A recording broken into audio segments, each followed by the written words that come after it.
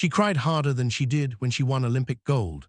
On the night of July 4, 2026, Miura posted those words on X, just minutes after stepping off the set of the Music Day 2026, one of Japanese television's biggest live music specials. A gold medalist was saying on record that this moment had moved her more than the moment she became a champion. For anyone reading her feed late that night, the line didn't make sense at first. What could possibly outweigh the tears of an Olympic gold medal? Remember what that night in Milano Cortina actually looked like. A world record free skate score of 158.13, a comeback from 5th place after the short program, and the first Olympic pairs gold in Japanese figure skating history. Was there really a kind of tears that could top that? But once people read her full post, the answer arrived quietly and unmistakably. She wrote about not being able to go home to Japan during the pandemic, about the rink shutting down because of lockdown, about not even being able to skate, about days that blurred together in anxiety and low spirits. And then she wrote about the song that pulled her out of it, Shout Baby, by the band Ryuichi. Discovering that song, she said, let her accept where she was and start wanting to become someone stronger than the person she'd been. Getting through that stretch of her life and everything she'd built since, she credited directly to the band. That was the whole story in her own words. The tears that outdid an Olympic gold medal weren't about the thrill of victory. They were gratitude for the hardest days of her career and for finally getting to say thank you face to face to the people who'd helped her survive them. Rewind to 2020, turn the clock back to 2020. COVID had stopped the world cold, and figure skating was no exception.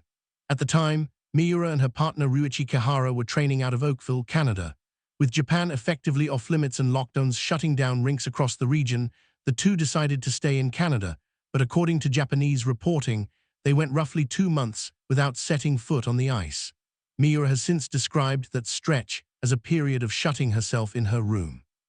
It's worth sitting with what it actually means for a skater to lose the ice. For a competitive athlete, the rink isn't just a workplace, it's the place where they become themselves. Every morning, lacing up skates and feeling the blade bite into the surface is how they confirm who they are. And then that place vanished.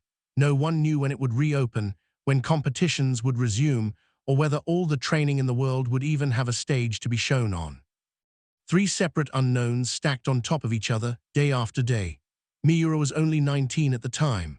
Canada was a foreign country to her, no family nearby, limited access to people who spoke Japanese, and a pandemic restricting her from even going outside.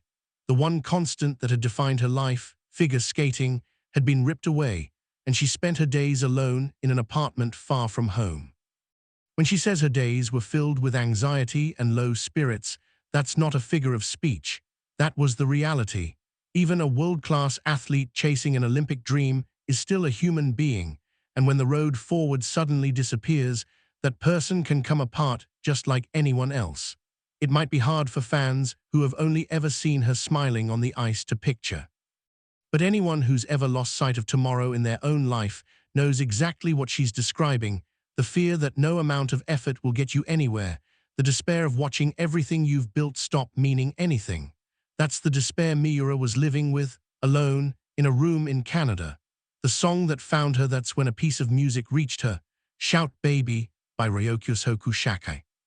Released in 2020, the song had served as the second ending theme for the 4th season of the anime My Hero Academia. Its lyrics circle around the idea of wanting to change, capturing, all at once, the frustration of standing still and the will to keep facing forward anyway. It's a song about noticing you're not yourself and still trying to move, about turning that struggle itself into music. Miura came across the song right in the middle of losing the ice, right in the middle of shutting herself away. At some point, without meaning to, she really listened and felt like the song was speaking directly to her, right where she was. In her own words, it let her accept her circumstances and start wanting to move forward from a weaker version of herself. The reality of not being able to train hadn't changed, but how she faced it internally could. The desire to change doesn't require the outside world to cooperate first, and that song showed her that possibility. People say music saves lives all the time, almost as a cliché. But for Miura, it wasn't a figure of speech, it was literally what happened. When she says getting through that period and everything she's accomplished since is thanks to the band, that's not a polite expression of gratitude. It's a description of cause and effect. She got through that stretch so she could get back on the ice. Getting back on the ice led to the Grand Prix Final run of the 2022-23 season. That run opened the road to Milan. Milan is where the gold medal happened, and at the very start of that entire chain sat one song. Without Shout Baby, that gold medal might never have existed. That's not an exaggeration. The first real crisis Kihara and Miura faced as a new pair, barely a year into skating together, was the pandemic itself. In 2020, the two of them went almost 2 months without stepping on the ice in Canada.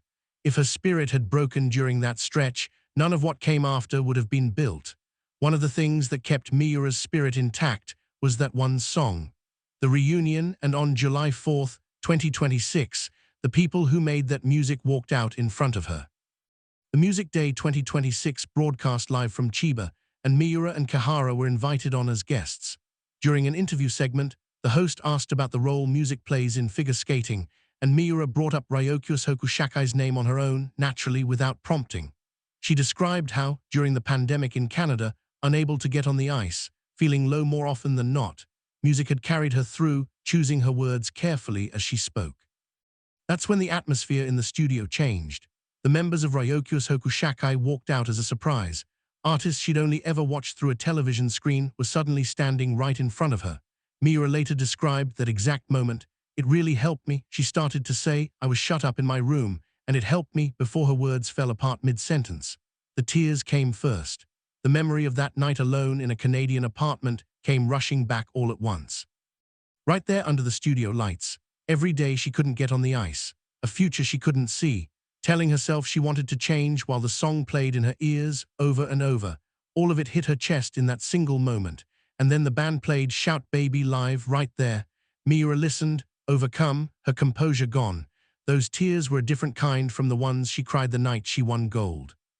The gold medal tears were tears of achievement, the release of finally reaching the goal, of everything paying off in one instant. These tears were gratitude, thanks, offered to the thing that had walked the hardest part of the road beside her. And gratitude, it turns out, can cut deeper than achievement ever does.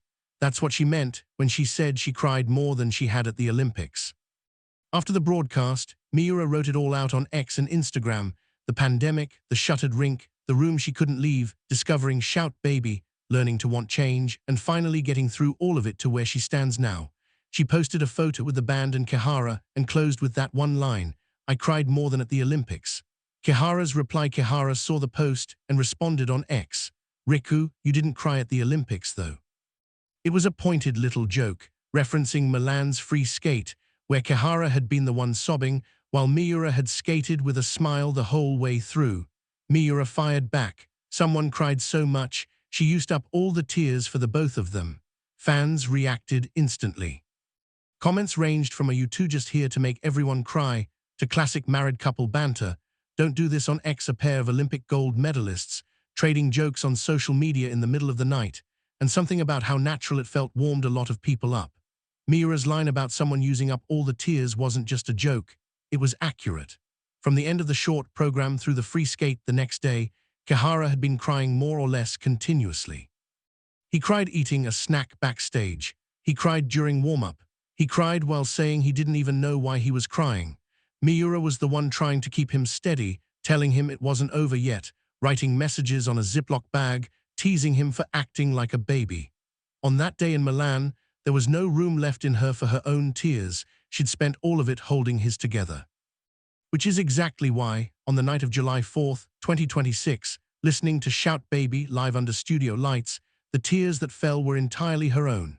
Not tears shed for someone else's sake, but tears for her own memory, for the version of herself locked away in a room in Canada, and the relief of being able to say, back then, it was worth it. What the banter really means, how many people watching that exchange laughed out loud, probably tens of thousands.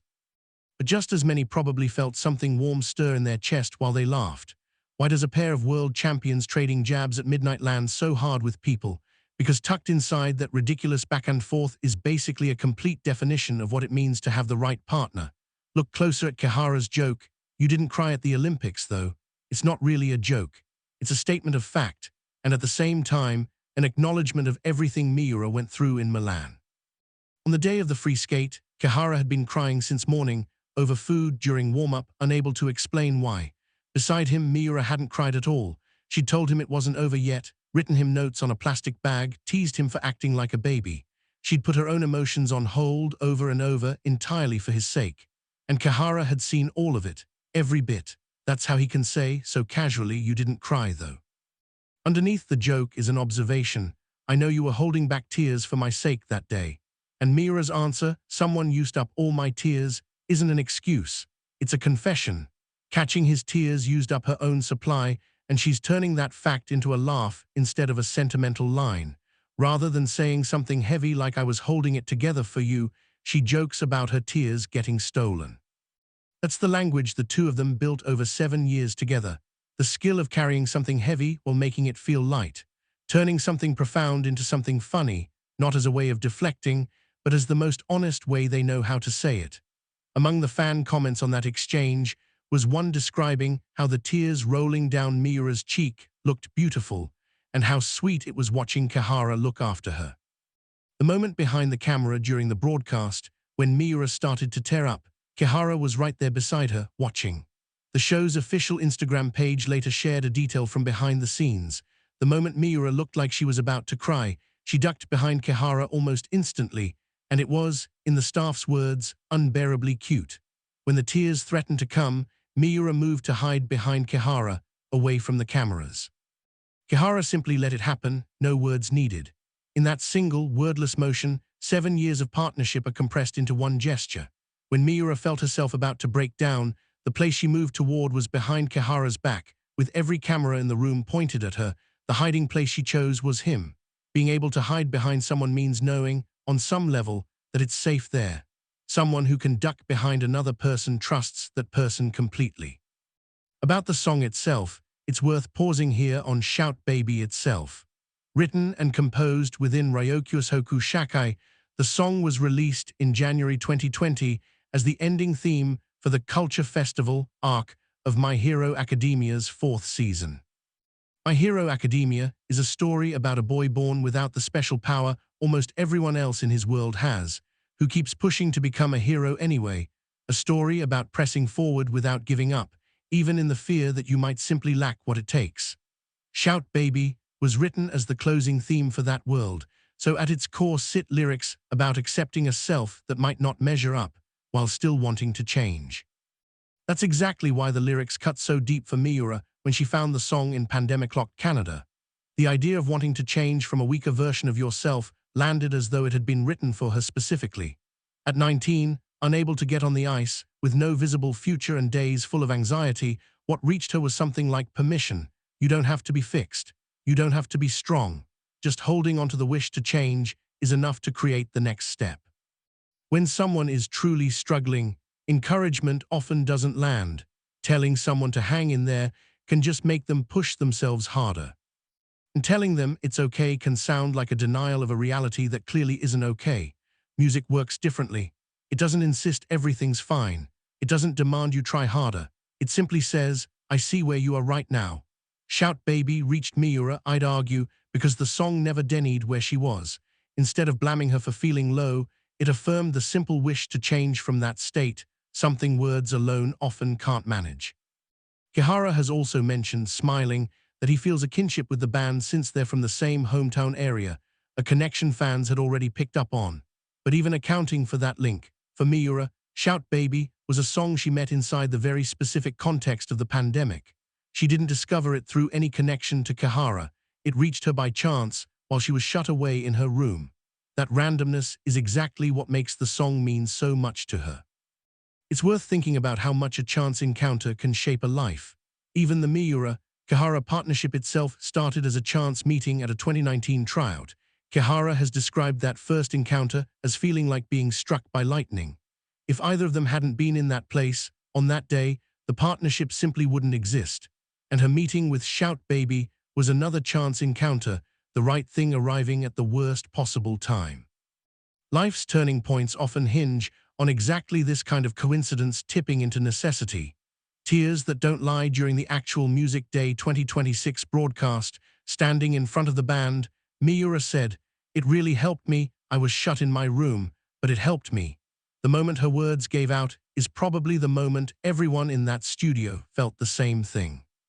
A gold medalist, a world champion, breaking down over memory of being shut in her room more than 5 years earlier. The way she broke down showed exactly how real that memory still was. Tears don't lie, especially the ones that fall before you expect them to. Miura reportedly knew ahead of time that she'd be appearing on the show, but had no idea the band would show up as a surprise. 5 years of memory arrived all at once, with no preparation, which is why the tears came before the words did. Emotion moved faster than language. Among the fan reactions circulating afterward was a comment calling it the best possible reward for everything the two of them had worked toward together. That phrase, the two of them, matters. In pandemic-era Canada, Miura was shut in her room, but Kihara was in that same country at the same time. They didn't get through it separately. They lived through the same circumstances, each finding their own way through it. Miura had Shout Baby. What did Kihara have? That's a different story for another day, but the fact that the two of them spent that stretch of time in the same place at the same time doesn't change. When Miura credited the band for getting her through that period and everything since, Kihara added his own note about feeling a kinship since they share a hometown. This piece of music wasn't something distant to him either. Whether he knew, at the time, exactly how much that song had saved her is unclear, but he was standing right beside her when she cried while thanking the band on that Music Day 2026 stage. What expression he wore in that moment isn't on record, but it isn't hard to imagine. His post about her not crying at the Olympics was likely written on the way home that night or after he got back, the joke he reached for after watching her cry in that studio. Wrap something heavy in something light. Take a moment that could turn overly sentimental and let laughter carry it instead. But underneath that laughter sits a quiet acknowledgement. I saw your tears. It brings to mind something Miura said at their retirement press conference, that the 7 years spent with Kihara helped her grow not just as an athlete, but as a person. In 2020, at 19, alone in a room in Canada, she was being tested not as a competitor, but as a human being. That she held onto the wish to change through that test is exactly why 7 years later, she can say she grew as a person too. And one of the starting points of that growth was a single song. Weighing the words again, it's worth weighing the phrase, I cried more than at the Olympics, one more time. Tears at a gold medal are tears of effort finally paying off, the tears of reaching the finish line. They're beautiful, meaningful, the kind of tears that move everyone who sees them. But for Miura, the tears of gratitude toward whatever carried her through the pandemic outweighed even those. Maybe because achievement tears mark an ending, while gratitude tears mark a continuation. The gold medal was a finish line, but getting through that brutal stretch of her life wasn't an ending. It was the reason everything after it was even possible. And continuation tends to move people more deeply than an ending does. People often cry harder over the road they traveled than over the finish line itself. The moment that hits hardest is usually the one where you look back at how hard those days were and realize how far you've come since. For Miura, the night of July 4th, 2026, listening to Shout Baby live, finally getting to say thank you in person to the artists who wrote it, was exactly that moment. Getting through that period is how Miura describes everything that came after. Inside everything that came after sits the Grand Prix Final run of the 2022-23 season, the Olympic gold medal in Milan, and the declaration at her retirement press conference that she'll be with Kihara forever. All of it sits downstream of one encounter with one song. Miura proved, across the full arc of her 7-year career, that music really can change a life. I cried more than at the Olympics. A lot of people probably lost sleep the night that line landed. Miura told us, almost in passing but with total certainty, that there's something more important than a gold medal, gratitude over victory, the road over the destination, and everything that leads up to a result, mattering more than the result itself. Her tears carried that entire order of priorities inside them. Kihara's joke and Miura's answer about her tears getting stolen let you glimpse 7 years of partnership through a single exchange. A late-night back-and-forth on social media says more, somehow, than anything said at a formal press conference. It's often in the places where people aren't choosing their words carefully that the truest things slip out. The way she calls him someone carries 7 years of closeness inside it. One last time, here's the final line of Miura's post. I cried more than at the Olympics. Those tears went past victory, past the gold medal. One song saved one person. That person became the best in the world. And even after becoming the best in the world, her gratitude for that song still outweighed the medal. That order of priorities says everything about who Riku Miura is. If you enjoyed this one, subscribe and drop a comment. Let us know what song changed your life.